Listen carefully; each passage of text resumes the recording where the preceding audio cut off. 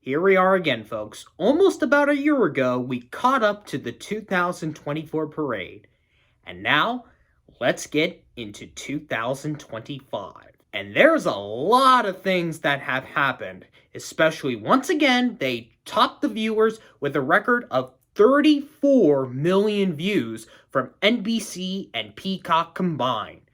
Mainly through many things that were anticipated, from the balloons, including the returns of Buzz Lightyear and Shrek, and the debut of two video game characters, Pac-Man, and after 40 years since his debut, probably the biggest wishlist character for many parade fans, finally happened, as Mario joins the parade for the very first time.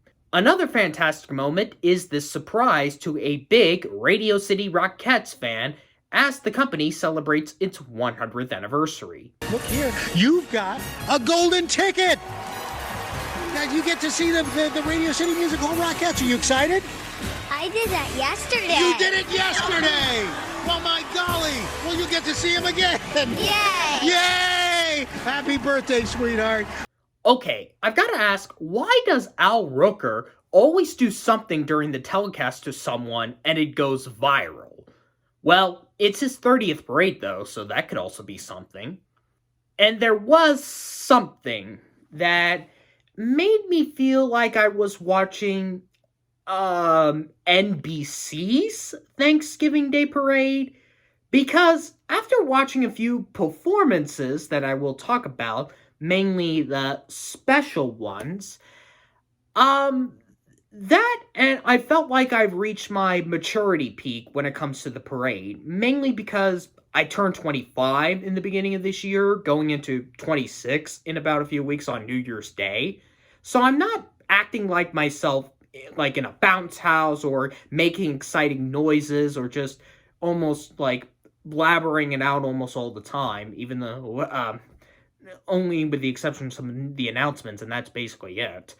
But after I've done a well-crafted video, my most successful video in 3 years, views-wise to be precise, it makes me want to do more Macy's Parade content into 2026 to count down to the big one. But before we get into that, we've got to recap the parade song roster of this year. 29 songs, some returnees, debuts, collaborations, 3.5 musicals, if you count the special one, and 4 special performances. This is my ranking of the songs for the 99th Macy's Thanksgiving Day Parade. The poster seems lazy. I really wish they would have added a lot more uniqueness like they used to. Okay, let's begin at number 29. His father had done it twice, and now he continues that trend, as Matteo Buccelli on his second album does the final track, number 11, Caruso, I don't know, all in Italian. Something that his father, Andrea, didn't do in his past two parades. Then again, it was Christmas songs he did. Caruso means young boy or child in English. Honestly, I couldn't really get into this. Not by the actual song or the parade performance. I will give it, he does sing very close to his father, sounding like Andrea's earlier albums. Maybe I think he should have done a Christmas song, then it would have been beautiful. Oh boy, here's this crazy guy at number 28. Doing his single viral hit from this year. Well, he's actually the alter ego of Kentai James, I believe that's how you pronounce, Kentai James Appa of New Zealand, going from KJ Appa to Mr. Fantasy, which is also the title of his song. So this would be like if I would say two names of other alter egos, but both of the actors are no longer living, so I can't say, but they played women. Mr. Fantasy gives me vibes of someone, but I don't know who. Maybe somebody from the film Dazed and Confused, I believe? Now, the song in general is fine, but watching the parade is a bit cringy to me. From his moves to even failing his lip syncing, I understand he's a character, but still though, I would go back to the song to listen. I don't want to see it through my eyes. When they made their debut in 1997 with this song, their album Freezing In at number 27, Foreigner would return back for their second time after 4 years with one of their first big single hits, that is track number 2, Cold as Ice. The first of many throwback songs for this year's roster that I'm talking about. Yeah, I Want to Know What Love Is way better. There's basically nothing for me in this song, in the typical 70s form. Granted, this is not much of a radio thing, and I don't get cold listening to this song, even though we are in the winter months when I'm recording this.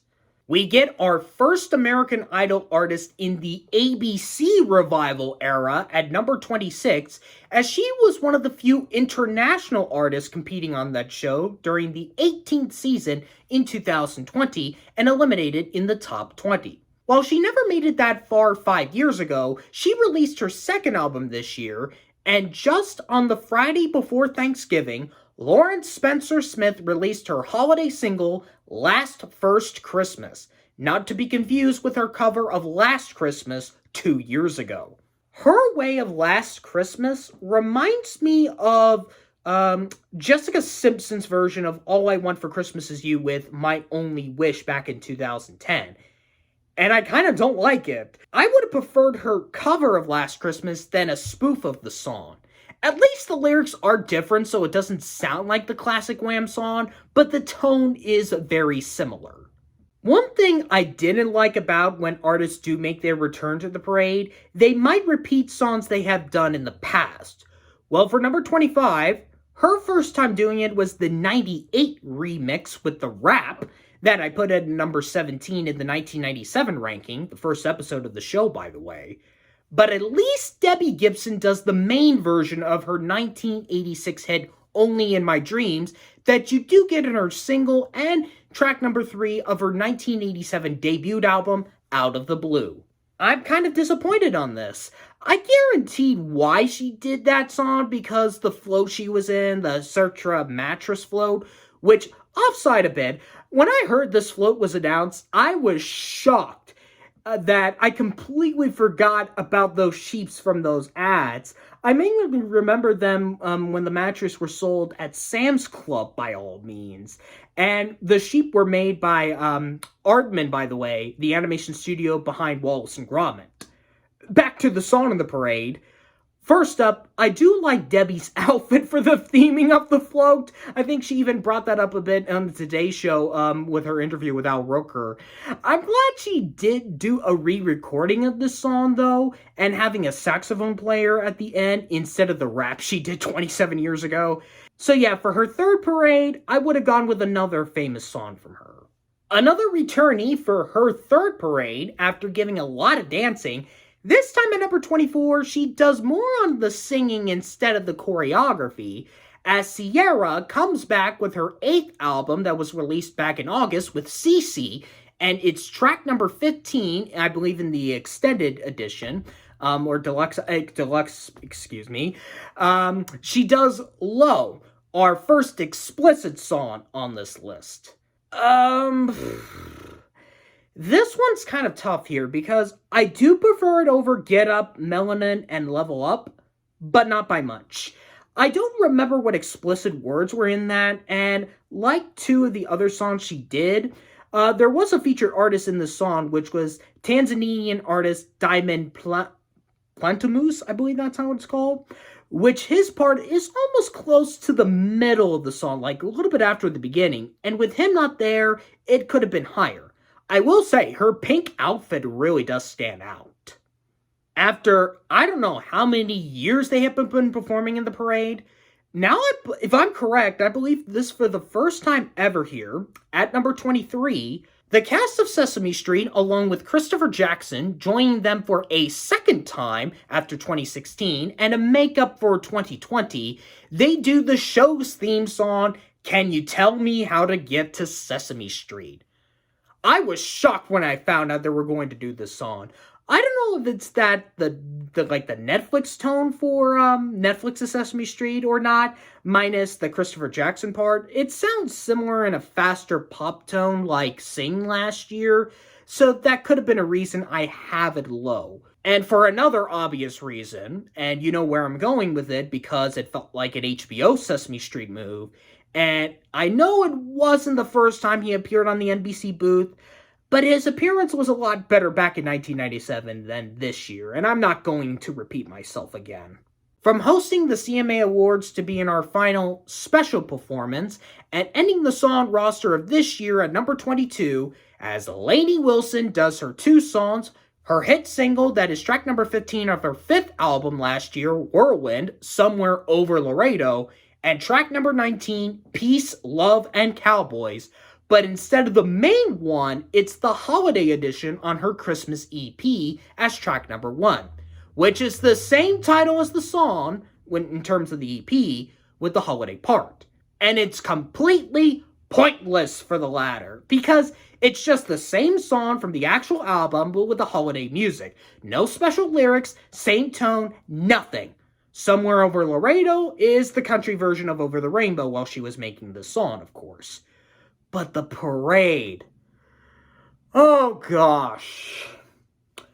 I'll talk about this more on the special performances, but this one might be my least favorite if you take out Mariah Carey's performance 3 years ago, of course. So, is this for the first time ever, if I'm correct, in a long time, I don't know how long, the song roster ends with 2 non-Christmas songs for this year. Even though just adding Holiday Edition for one of them doesn't do enough. Yeah, they should have done an actual Christmas song, not like a holiday version that doesn't even mention Christmas whatsoever. Now, I would say at number 21, this might have been a way to do an award show campaign to get her a Best Supporting Actress Oscar nomination for her performance in One Battle After Another, as Tiana Taylor sings Made It from her 2020 and third album, simply called The Album, as track number 28, and it was also a single as well, and another explicit song for this year, but I had to purchase the clean version on my iTunes, not because of the explicit thing, but one of the words in that song makes me too white to listen to, and a bit uncomfortable. This is not anything against the song by all means, and it's not why it's close, not that close, but kind of close to the bottom. The reason why, it just feels too generic to me. It's very odd to me, like with many artists, she didn't go with the song from an album she released this year. And also with her saying Happy Thanksgiving in almost a similar tone, but the thing is, she almost blew her mic out. Well, there's at least 2 songs that were re-recorded for the parade instead of playing the original version. We just mentioned Only in My Dreams, and that's what number 20 brings us with Kool and the Gang back to the parade since 2003 with Celebration. Wait. This is the 3rd time they have done this. I think the first one was like a compilation with a lot of their songs like back in was it late 70s or early 80s? I don't know. I think it was, I believe, 70s. I talked about this in the 1999 ranking, which was at number 10, and now again here in 2025. It's basically the same performance they did back 26 years ago. The song has been kind of annoying to me lately, hearing it on the radio so much, and the only highlight for me is when they did the shot of Hoda and Savannah dancing.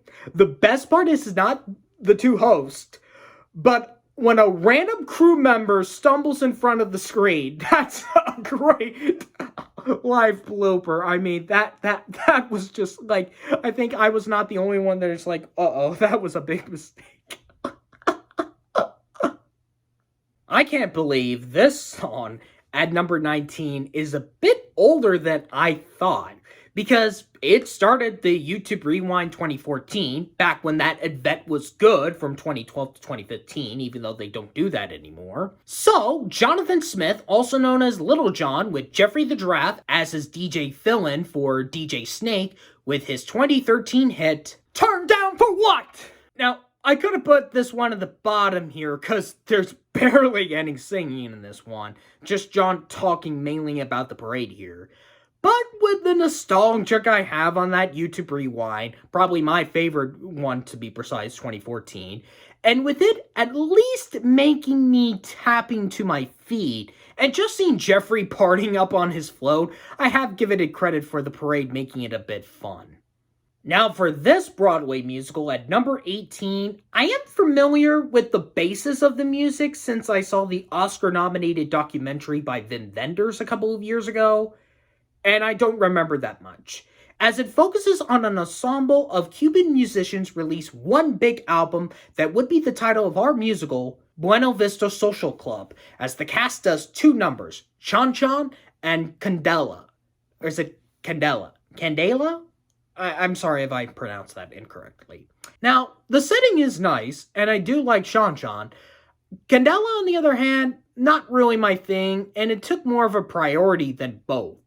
If it was just Candela, it would be lower, with Jonthan added, and a great entrance with this float looking like a stage piece of the show was a nice touch.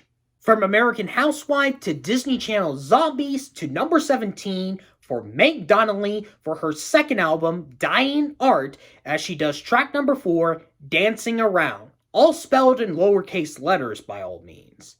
The vibes of this song remind me of Physical by Olivia Newton-John. I don't know if this entire album is an 80s vibe in general, specifically on her album Dying Art. So just by this song alone, I kind of don't like it, mainly because I'm kind of tired of 80s music in general on the radio, and hearing Physical a couple of times on it. Sometimes that nostalgia doesn't work for me, but not for this one. Travis George Smith Jr. Your Party comes in at number 16 with the Teenage Mutant Ninja Turtles. Many of you might know him more as Busta Rhymes. And what T-Pain did last year, Busta does 4 singles in one performance. At least 3 of them are from him, and one he was a featured artist for one of Chris Brown's songs.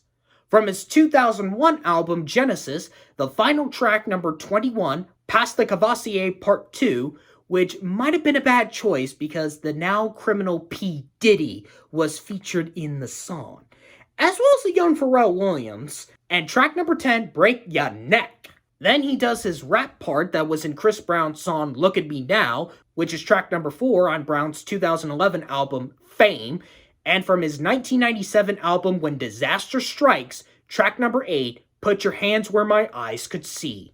All of them got singles, and all have that word I can't say nor mention, which is why I had to get the clean versions of Busta's songs on my iTunes. But unfortunately, Look at Me Now is explicit still. There's no clean version on it. So, yeah, I couldn't be able to do that. Anyways, if you combine all 4 songs in general, that's close to 15 minutes. With all of that out of the way, I did like Past the Cavassier Part 2. It is my favorite one, and I think he should have just done that. And even though this song came out in 2001, it does remind me a lot of Criss Cross's Jump if you go back to the 1992 parade. Somebody should do a mashup of those 2 songs. The other 3, not for me. The parade does keep it fun, and it's more entertaining than Little John's performance, because you have the Turtles doing a lot of the dancing, some of Busta's DJ crew, and the host having fun with the last song. I just think he should have just stick with 1.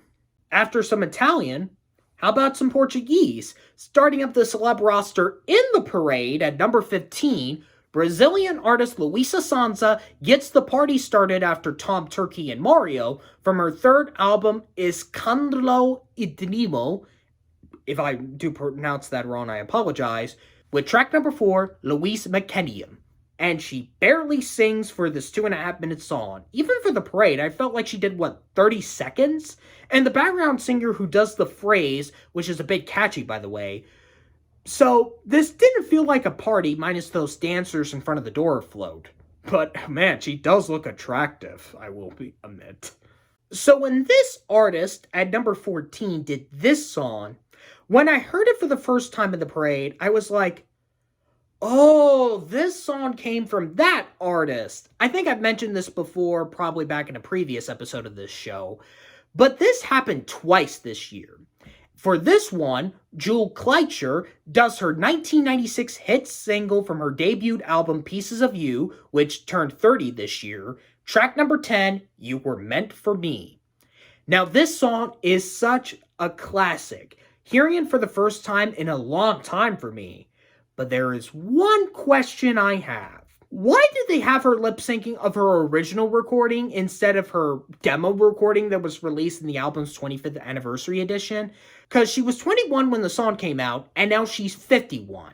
Couldn't she done the demo or a re-recording of her hit? I'm just saying, it just felt odd to me. Speaking of anniversaries, in honor of the film's 25th anniversary, the woman who played Sydney Lou is now grown up at age 32, now the lead singer of The Pretty Reckless. At number 13, Taylor Momsen does a new rendition of Where Are You Christmas from the film How the Grinch Stole Christmas, which is in the band's third EP, which is extended play, I believe, Taylor Momsen's Pretty Christmas Party as the first track. One thing to note, if you were wondering why she was doing her performance standing at Herald Square, this was not a special performance.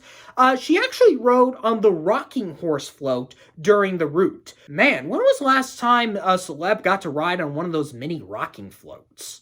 I love that in the actual song, she paid homage to the film she starred in with Jim Carrey 25 years ago, with her voice from the movie singing that song to her now. Although the rock and roll was a bit odd, but I do prefer it over Pentatonic's rendition back in 2018. I think just maybe she should have been on an actual float instead of having these toy clowns around her. And just for the sake of it, the Grinch, mainly from the recent Dr. Seuss social media post, had his heart crying to see his friend Sydney all grown up, even though that's not Jim Carrey's Grinch. Starting up the parade's telecast, our opening performance at number 12. After her appearance last year in the booth, and just in time for the release of Wicked for Good, Cynthia Erivo opens and starts with the parade with her rendition of Feeling Good. Like the last 2 years with Jon Batiste and Billy Porter, Erivo's special performance was pre-recorded to start the telecast. I do have to say, Erivo is a fantastic singer. From her Oscar-nominated song Stand Up from the 2019 movie Harriet, the first Wicked movie, haven't seen Wicked for Good yet, and now with this great rendition of Bublé's song.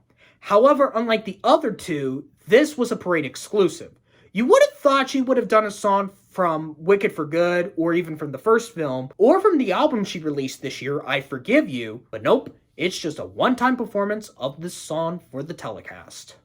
You want some Bobby Darin at number 11? With that being Beyond the Sea, Mac the Knife, and Splish Splash, put them all together, you get the curtain call medley from the Broadway musical Just in Time, featuring Jonthan Groff on his second parade since 2007, and succeeding Gracie Lawrence and Erica Henningsen, Sarah Hyland on her second parade as Connie Francis, and Sadie Dickerson as Sandra Dee, with Groff playing Darian. Yep, it's the medley and not the individual numbers. You might argue with that with Beyond the Sea because Jonthan doesn't do that in the medley, but since the ladies do Mac the Knife in the medley and all three do the Splish Splash like in the finale, I'm gonna go with the medley on this one, which is explicit for the latter song, by the way, in terms of the Broadway version. I'm not sure of the actual song in general. Now, I do believe he did do Beyond the Sea in his introductions to Sarah and Sadie live, mainly because of the moment from the now overused or not so funny Bo and Yang, how he, along with Queen Latifah and Jessica Chastain, got to be at the audience at Herald Square. For the songs themselves, I am familiar with Beyond the Sea thanks to Finding Nemo, of course, but not the other two. My favorite in terms of just the medley is Splish Splash because of the climax with all the three singers.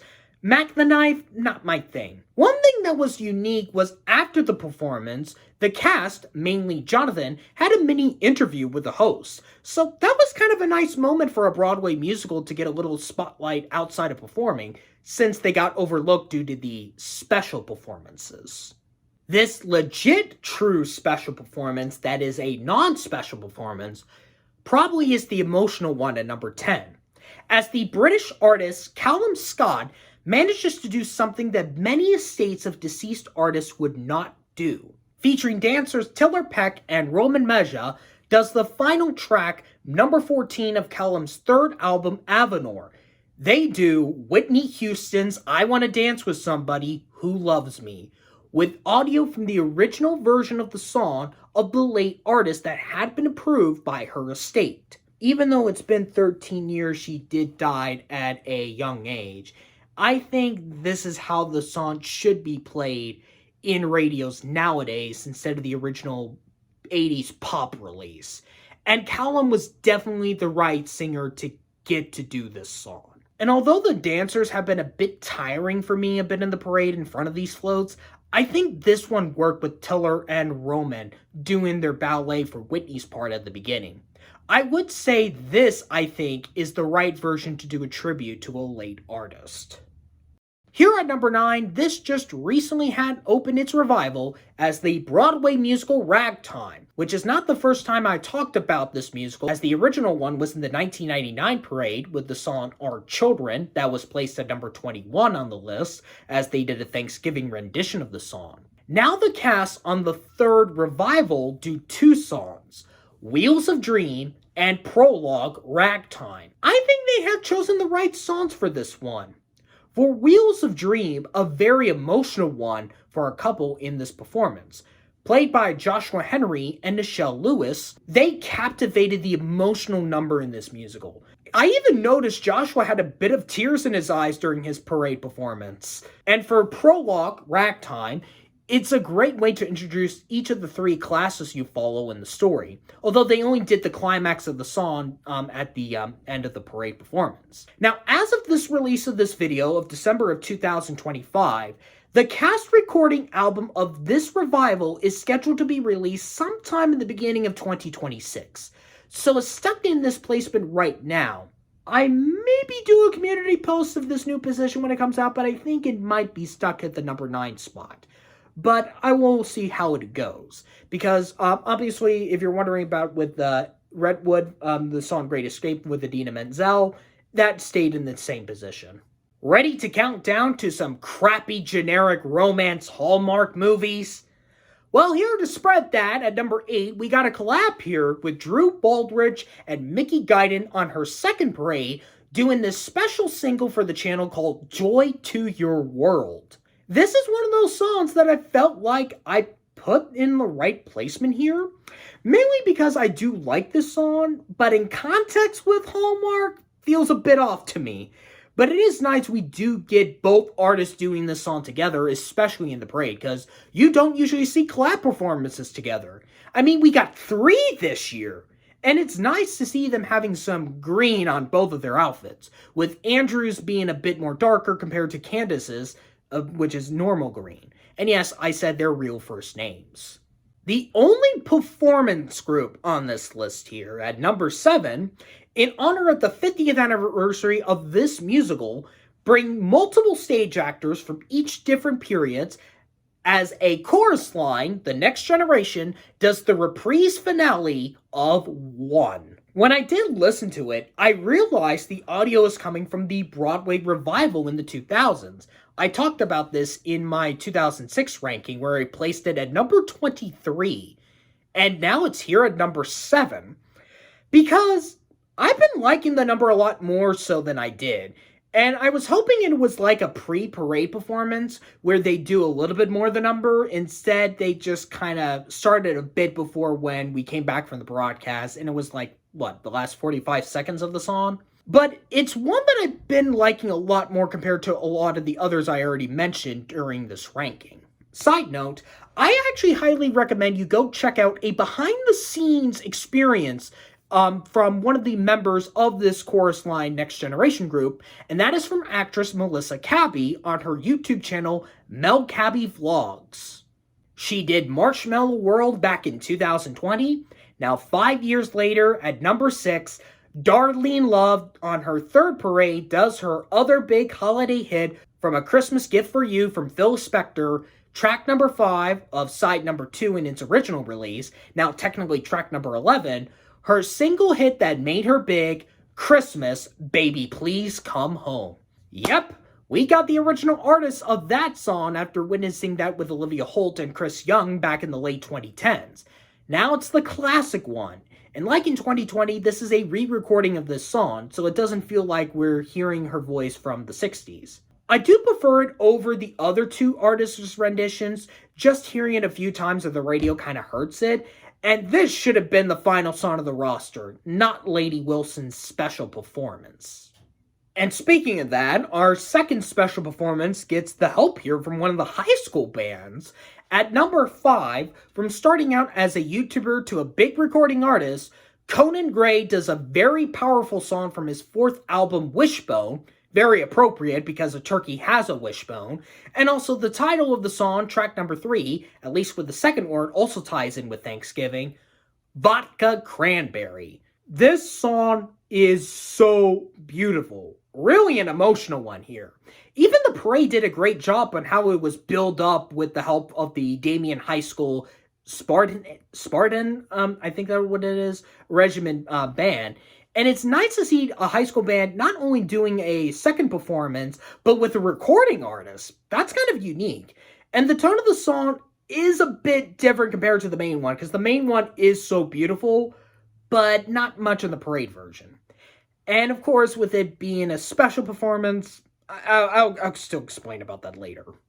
But this one special performance, I would say, is the best one from this year, as it is at number 4. And before all of you people in the comments get angry at me for not having this at number 1, first up, I have not seen this movie yet, as it's going to be most likely guaranteed going to be in my Oscar movie marathon of 2025 for our animated feature nominees. And just fresh off getting nominated at the Grammys, including Song of the Year, the singing voices of Huntrix, EJ, Audrey Nuna, and Ray Ami does the first ever live performance of the song Golden from the Netflix Sony Pictures animated film K-Pop Demon Hunters. So keep in mind, I'm listening to this out of context here. I do enjoy the song in general, even though they go a little bit too fast in both the actual song and the parade performance, which, like Conan Gray, I do appreciate the tone is different for not doing the same audio. But then again, it's another special performance. Even with the additions of Ken John and the Two Balloons didn't help by much. Which is why we go to number 3. Here's one that does give you the 80s vibes, but works well.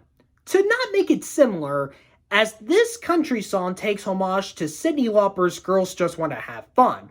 From his 4th album, Famous Back Home, Russell Dickerson does his single hit that would be added as track number 3, Happened to Me, looking at the guy's perspective. A pretty interesting way to do it. Yes, being a typical modern romance country song, but I do like it when they choose some great ones for the parade.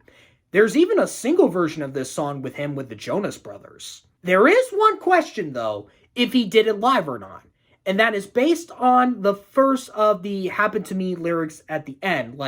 Because he put the mic down when he was doing the long me part, like the Happen to Me. Like when he did that for the first time, it was still going on when he took the mic down. But it is fun over the used 80s radio hit nowadays.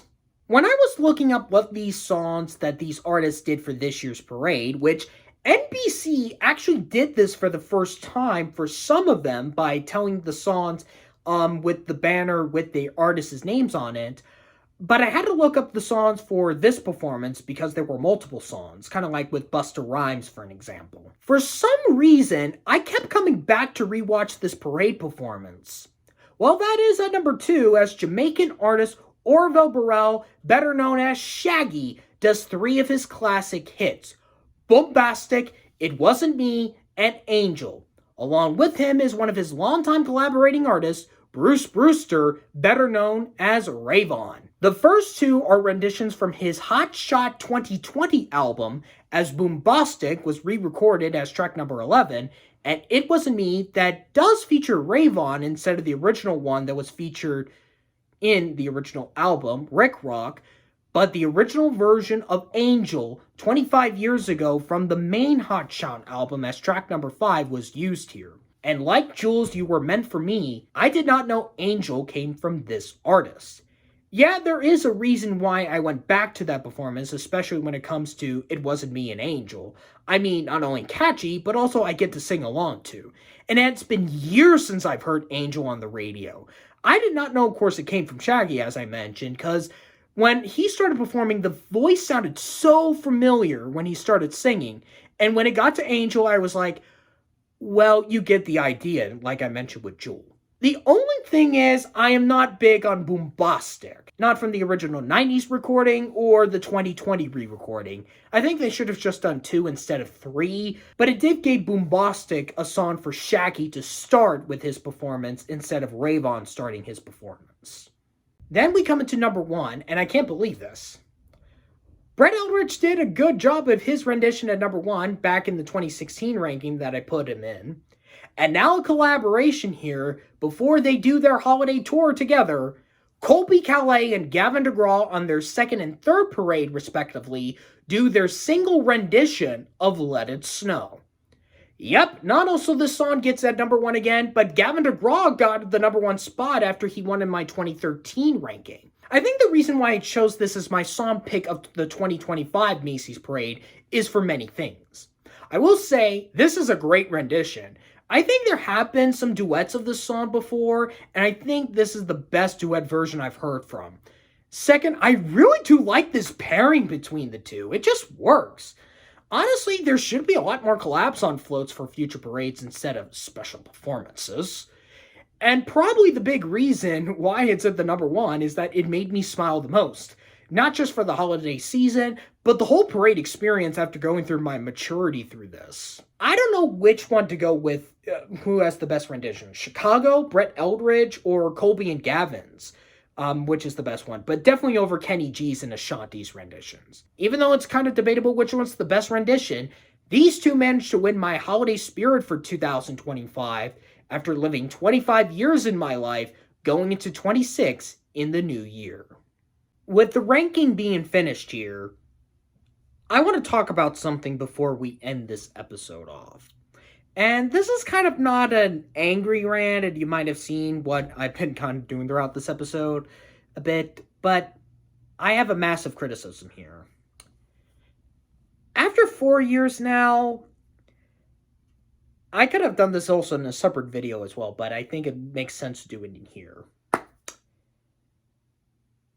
I think the special performances for the Macy's Thanksgiving Day Parade should stop. You know why I said I felt like I was watching NBC's Thanksgiving Day Parade instead of the Macy's one? Is mainly because of these performances. Ever since we started in 2022 with that Mariah Carey performance, we've been having a special performance for the past 3 parades now, and they keep expanding. Like, we had 2 in 2023, 3 in 2024, and now 4 in 2025. Now, I know some people will bring up, like, 2018 with Kelly Clarkson and Celine Dion in 2019 and some in 2020 like Patti LaBelle or Dolly Parton. But those make sense because Kelly and Celine's were pre-parade performances, and 2020 was the year of the pandemic. And with this going on now, it makes me a bit worried and honestly a bit scared that this could hurt the impact of the 100th parade. I mean, are we going to do what, 5 next year? And if it does, it's going to keep expanding and expanding and expanding. And we just see, like, what, the floats, I don't think they will be eliminated, but they could just go through Herald Square like the balloons with no celebrities in it, and then they would just all be at Macy's instead of being participating in the route. What, taking away the Broadway performances minus the Rockettes? I don't think that's not going to happen, but we've been having, 3 musicals instead of 4 lately?